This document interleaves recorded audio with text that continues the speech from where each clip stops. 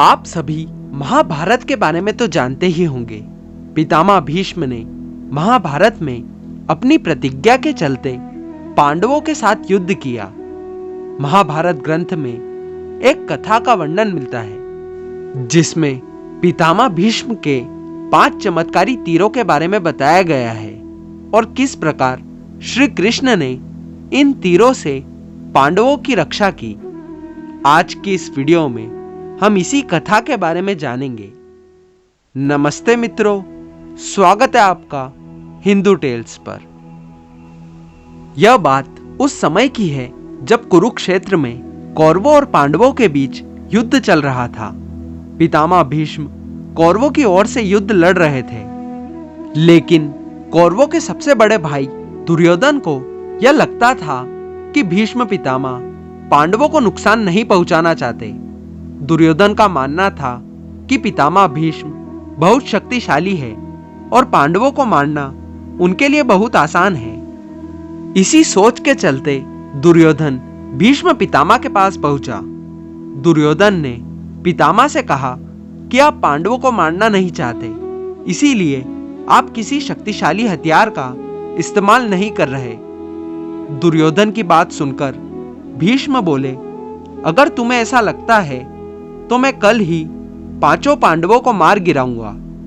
मेरे पास 5 चमत्कारी तीर है जिनका उपयोग मैं कल युद्ध में करूंगा। पितामह भीष्म को जन्म से ही अस्त्र और शस्त्र विद्या का अच्छा ज्ञान प्राप्त था। उन्होंने अपने जीवन काल में कई सारे युद्धों में विजय हासिल की थी, फिर चाहे वह हस्तिनापुर की रक्षा का विषय हो या महाभारत का युद्ध। भीष्म ने ही कौरवों और पांडवों को शिक्षा दी थी। भीष्म पितामह की बात सुनकर दुर्योधन को प्रसन्नता हुई, लेकिन वह बोला, मुझे आप पर भरोसा नहीं, इसलिए आप ये 5 चमत्कारी तीर मुझे दे दीजिए। मैं इन्हें अपने कक्ष में सुरक्षित रखूंगा। इसके बाद पितामह भीष्म ने वो 5 तीर दुर्योधन को दे दिए।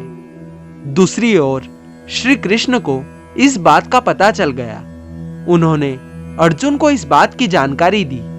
अर्जुन यह सुनकर घबरा गया और सोचने लगा कि इस मुसीबत से कैसे बचा जाए। श्री कृष्ण ने अर्जुन को याद दिलाया कि एक बार तुमने दुर्योधन को गंधर्वों से बचाया था।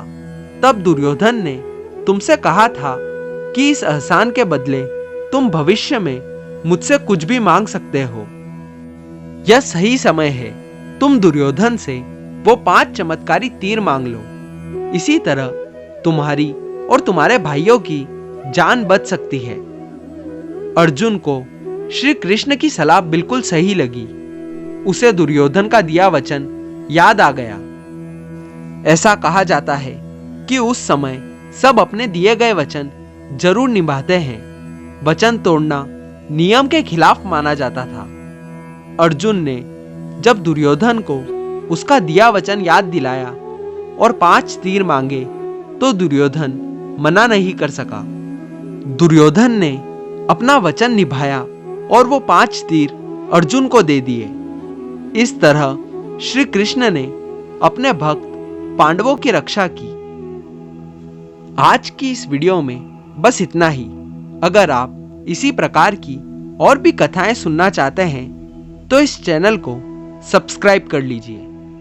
मिलते हैं अगली वीडियो में।